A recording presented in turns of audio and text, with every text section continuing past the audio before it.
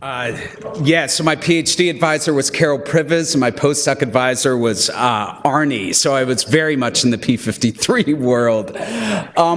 So the message that I really want to convey in the 20 minutes that I have is that there are variants in the broader population that has really become clear within the past 10 years, and more specifically in the past couple of years, that we basically, all of us, regardless of whether we're Li-Fraumeni or not, have either a stronger or weaker P53 pathway, and that indeed affects cancer. Now, of course, not as dramatically as we see in this horrible Li-Fraumeni syndrome, but we do have it. But the positive note is that I think we can use that information that we're seeing in the sporadic, in the general population, which of course has a lot of statistical power to really definitively say whether it's affecting cancer. We can use that and translate that to this rare predisposition syndrome. And ultimately, another flavor of the talk is that I think we can not only use it for identifying those individuals who need asymptomatic screening, but the newness of it is that it could be therapeutically informative. It's my bedtime now, so I might be a little sleepy. So what has been the real power for this inherited genomics that has happened? Over 10 years ago in Oxford, had the first genome-wide association study. And this is where you get controls, people without a given disease, and people with the disease. And that's anywhere from hundreds to tens of thousands of individuals, and you genotype their genome and you look for genetic variants that are either enriched or depleted in those patient populations. Now, in the past 10 years, there's been an exponential increase in the amount of GWASs that have been performed. And this is just to give you a flavor. We've really identified genome-wide thousands of SNPs that associate with differential cancer risk. And this is seemingly sporadic cancer, so very little familial clustering. In over 33 different sporadic cancer types, in over minimally, and these are just a high-powered one, over 300 very well-powered studies. And we're talking about, on average, 11,000 individuals per study. So this is a lot of data to glean, to look at. Now, what does this have to do with P53 mutation carriers? And this is really an idea, and I'm going to show you the evidence that we have that might help support it. But this is where I see it fitting in. There are clinical problems with Li-Fraumeni, and the first, and we've heard this throughout the day today, is the heterogeneity in age of onset and the heterogeneity in terms of cancer type. Can we start adding this genetic information to the molecular profiling, to the interesting screening that we heard in the talks right before me? Can that be another layer to further define those kids who need the full body screening before the age of 6? Can it help focus on what body part we need to scan for asymptomatic screening? But what I want to argue today, which is even more controversial or more exploratory right now, can it help us identify drug targets? And by drug targets, I just don't mean in terms of treatment, because we heard today in Li-Fraumeni families, sometimes it's harder to use conventional therapies, but also in terms of prevention. Since this is the variants I'm talking about are in your inherited genome, can they potentially illustrate or at least point to pathways that are malleable in the preventative setting? And I'm going to hopefully show you some data that suggests potentially we can. So looking at these common variants, what's a real hurdle? We've been, over 10 years ago, we and others have identified SNPs that really do associate with differential age of onset of Li-Fraumeni. But finding more has been incredibly challenging, and really what's made it challenging is the fact that it's a rare syndrome. So very small cohort sizes. You can't get 11,000 to really get over that statistical burden of multiple testing hypothesis testing.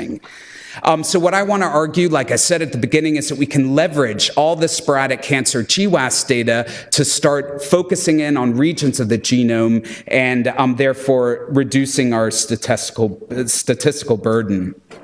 So the reason why I think we can do this is threefold. First of all, P53 pathway SNPs are clearly abundant in cancer GWAS. So we're going to have a lot to work with. I'm not going to show you this data, but we published this a couple of years ago in an original analysis. When we look pan-cancer, and looked at the pathways that are really lighting up in cancer GWAS, it was the p53 pathway, clearly. Just like you've heard today in somatic genetics, the SNPs reside prominently and with a very strong signal compared to all annotated signaling pathways in the p53 pathway.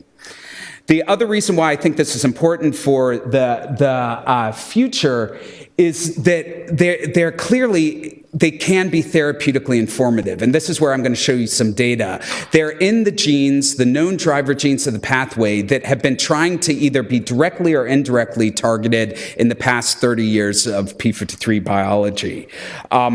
And moreover, I think they actually can affect Li-Fraumeni syndrome, and this is a pilot analysis that we've undertaken in the past couple of years, and I'm going to end with that data. Okay, so we're going to start in terms of therapeutic relevance of these p53 pathway SNPs in a SNP that we published a while back ago that is in a polymorphic p53 response element, so the element that p53 binds to upregulate transcription of its known target genes. We heard about this today. So what we identified at that time was that there's a polymorphic response element in a very interesting gene called KIT ligand, and that response element ultimately leads to more KIT ligand expression and an increase in testicular cancer risk. And it also illustrates very nicely how important p53 can be. It's the strongest cancer GWAS SNP ever identified in solid tumors. So men homozygous for this allele has anywhere from a 5-fold to an 8-fold increased risk for developing testicular cancer. So this was quite interesting because this is a cancer that never mutates p53, and again, we discussed all this in the paper, but what I want to focus on in unpublished data is the fact that it's regulating a gene, it's genetically linking to very therapeutically relevant pathways. We all know p53 is important in the response to many DNA damaging therapies, but KIT ligand is also in a very therapeutically malleable pathway. KIT ligand is also known as stem cell factor. It's important for stem cell maintenance, but also in many tissue types, like in the testes, it's very important for as a pro-proliferative signal and pro-migratory signal, and it's key in development. KIT ligand binds to its receptor c-KIT, and it activates many very well-described and indeed targeted pathways, such as RAS-RAF, mTOR pathway, JAK-STAT signaling, to give this pro-survival phenotype, which we, in our model, associates and indeed increases testicular cancer risk. And what's also really unique, it's an 80%, this better p53 binding allele, it's an 80% of all human Caucasians. But so long story short, c-KIT is targeted now clinically in many different cancers through these receptor tyrosine kinase inhibitors, small molecules. They're really almost generic now, but it's not used in testicular cancer. So if our model is correct, we made the following hypothesis, that in testicular cancer, if this genetic linkage still exists, and it's not just in the original cell for susceptibility, when we activate p53 in testicular cancers using platinum-based therapies that damage DNA, we're hoping for this, either apoptosis or senescence, something that can get the tumor cell out of the body. But if our data is correct, you're also activating KIT ligand and a cell survival signal. So potentially, therapeutically, if we co-activate p53, co-inhibit c-KIT using these generic RTKs, we could get better p53-mediated cell killing. Now, why do we want to do this? Testicular cancer is one of the most curable solid tumors around, but there is an orphan population. There's a population of men who, 10 to 15% of men diagnosed with metastatic testicular cancer disease do develop every year platinum-resistant disease and die at the average age of 32. And since we all know that testicular cancer is one of the most curable ones, no one's finding any types of therapeutic options for these men. So we think that this could be an interesting proof of principle that common genetic variants can lead to novel therapies, but also help an orphan population. And indeed, these are clinically significant numbers. We have over 1,600 per year in Europe. So how do we test this? First and foremost, this interaction, this pro-survival signal has to be present in a testicular cancer cell. So we take the workhorses, TERA1 and TERA2. I'm just showing you some of this data. It's not published yet. But we use CRISPR-Cas9 genome editing to make all variations of the cells. Today I'm going to show you the most extreme phenotypes. That's where we knock out the 1 kb region that we know that p53 binds to through ChIP-seq analyses. So we do that in 2 different cells. Testicular cancer never mutates p53 or rarely, so it's wild type. They have the p53 good binding allele. And of course we do multiple clones. So now does this p53 response element affect basal KIT ligand expression levels? It does dramatically. So we're looking here, we're just measuring KIT ligand RNA in those with the response elements, heterozygote knockout, homozygote knockout. We get over a 3-fold reduction. Again, just knocking out 1 kb of this intronic enhancer, both in TERA1s and TERA2s. And this is just basal KIT ligand levels. What about if we activate p53? So we treat with Nutlin, but again, I'm just showing you some of the data here. We can treat with anything that activates p53. Here, since it's a good target gene, in the wild type cells, this is TERA1, this is TERA2. In gray, we have the wild types. We get anywhere from a 3 to 4-fold induction of KIT ligand. But dramatically, here in the knockouts, again, this is a summary of multiple clones, we have no induction of KIT ligand. So it's not only important for basal, but also for p53 activated. And what's clear is that this isn't just an inactive p53. We can get good induction both in the wild types and the knockouts of any target gene that we've looked at thus far, even with RNA-seq.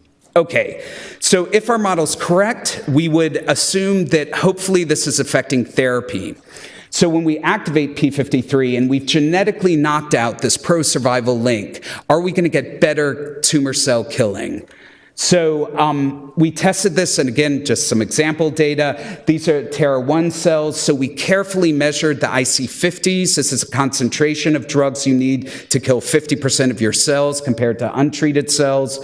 In gray, we have the homozygote, the ones with the ability to upregulate KIT ligand. Here, we need much more Nutlin to kill these cells than knockout cells. And now we've treated with multiple ways of activating p53, like many chemotherapeutics that have been used in testicular cancer.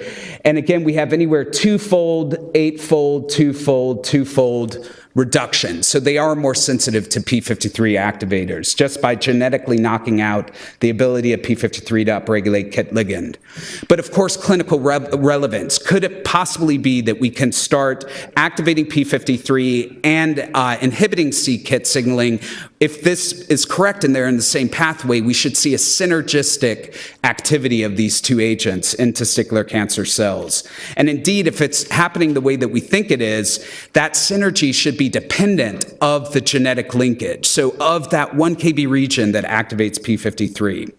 So to do this, we collaborate with pharmacogeneticists, and they made us do combination indices, which is an incredible amount of work. So treating multiple cell lines with multiple concentrations, long story short, any value below 1 is strong synergy of 2 drugs.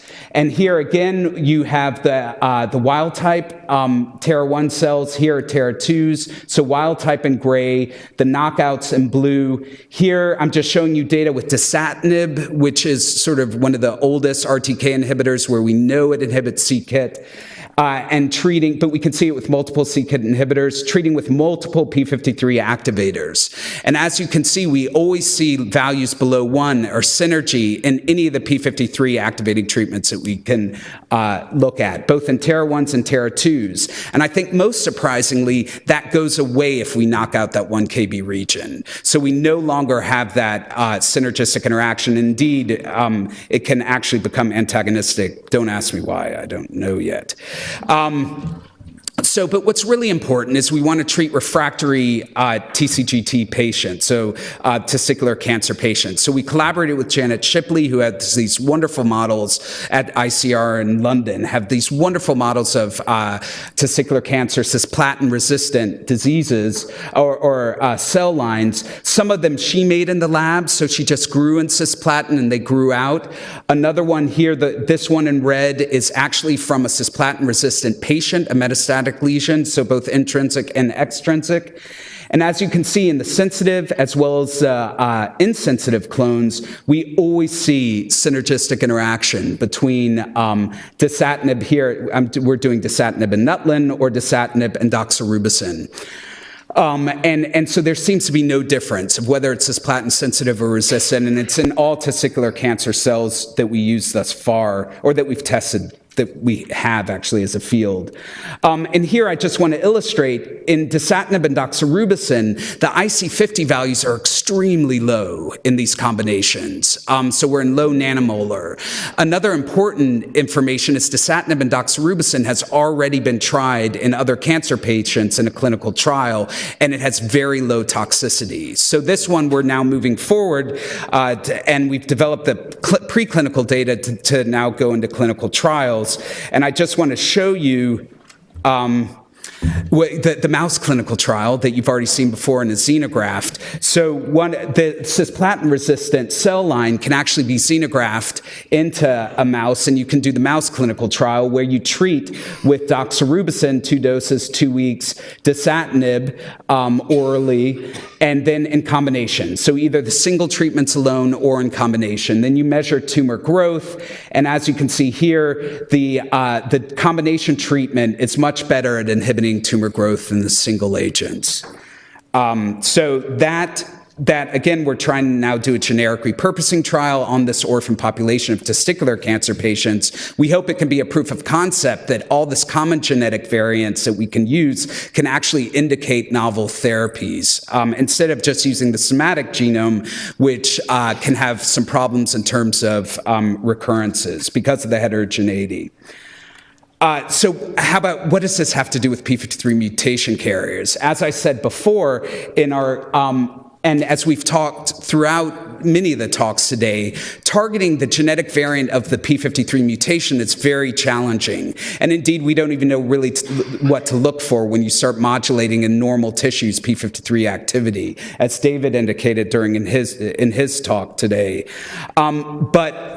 So how are we going to get better drugs, and how can we even start thinking of prevention? So I'm thinking these types of common variants, and my collaborators could help identify more therapeutically malleable pathways. So not only could it help identify those individuals who need further and more earlier asymptomatic screening, it could be indicating pathways.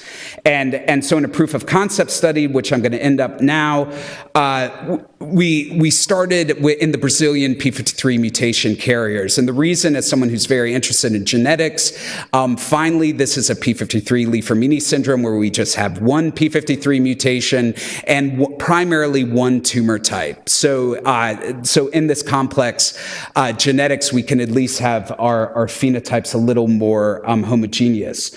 So together with Banal, David, and Jerry, we are able to get, for this pilot study, a good, decent discovery cohort and a decent validation cohort for Li-Fraumeni. We had 35 individuals, again, with the 337 mutation. All the children were diagnosed with ACC. In our validation cohort, we have 22, and unfortunately, the average age of onset is quite low, but there is a heterogeneous spectrum. And our question was, can we find one of these sporadic cancer GWAS SNPs that associates in a significant and reproducible way? Is that 5 minutes? 2 minutes, okay. And so this is what we did. So we took all the cancer GWAS SNPs, pan-cancer, because p53 is important in pan-cancer. We took all their linked SNPs, so we're looking about 21,000. We wanted to be able to put the SNP into the actual gene, so we first looked at just missense mutations. Moreover, we used the clinical geneticists always use polyphen to make sure that that missense mutation will actually potentially be deleterious, areas. And that, of course, reduces the number because of the negative selection pressure on it. So we're looking at 18. Only 4 were visible on the array, but very surprisingly, we were still able to find one that reproducibly associated with differential age of onset in both cohorts. And this is what it looked like. So we have an earlier age of onset with a minor allele, again, 2 to 3 years in the different cohorts. And it was a very interesting SNP. It's ADH7, alcohol dehydrogenase 7. It was in our screen because it associates with differential esophageal cancer, and very reproducibly and quite strongly with an odds ratio of 0.41 in multiple cohorts. And since we are talking about we wanted to be able to see if we could validate this in sporadic ACC as well, because esophageal cancer was sporadic.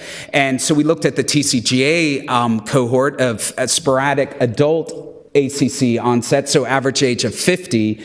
And indeed, we saw at the minor allele homozygote always a 10-year earlier age of onset, whether they had a mixed population or those who only had wild-type P53 in their tumor.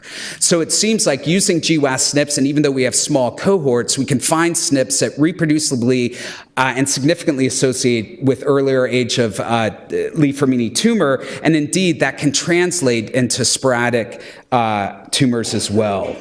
So what was the most important, I think, because of our interest in modeling and therapeutic relevance, this is a very therapeutically relevant pathway. So ADH7 is also retinol dehydrogenase. We all know retinoids are very important in treatment of many different cancers, as well as in prevention. And that's what I want to highlight here. It's used in precancerous lesions of at least 3 that we can find supposedly quite regularly, as my clinicians say. Moreover, it's work from Jerry and from other groups who've looked at transcriptional array data. They've clearly already indicated in ACC that there's a lower expression of many different pathway components, suggesting that that we can indeed find GWAS SNPs that will actually give us some pathway information that we can use together with transcriptional array data to get a better picture of the heterogeneity.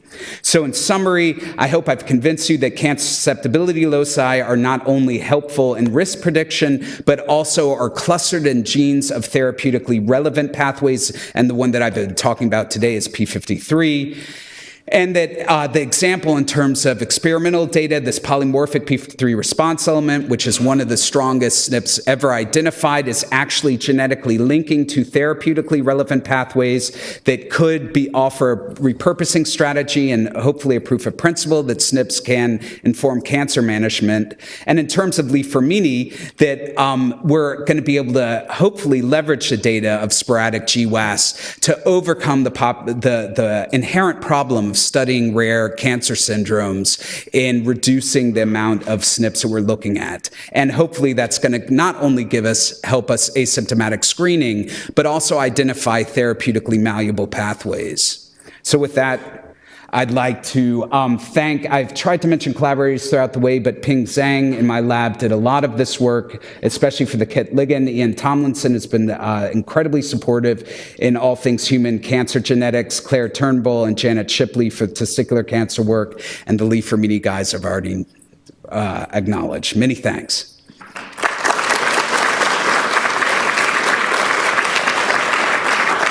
So I'm chairing. Question. Well, I would just disagree with your comment about polyphen. Okay, it's not clinically validated, and I hear you. And you don't have that many missense mutations, so why didn't you just put them all in? I'm just afraid you might have missed a hit by using that filter. I couldn't agree with you more. The reason why is because we're an anything that we have, we want to model. And so right now we're using we're looking at our own structural databases. But then again, the problem is that then we're restricting to things that have a structure. So I'm open to we've actually, in another analysis, we used all 3 biggest ones used in terms of structural predictions. But I agree with you. Right, Definitely. But I'm just saying none of those predictions are great, and if you find something that has a lot of power, then you can go study it, right? Yeah, So. yeah. Yeah. Anything else? Okay, well, we'll move on.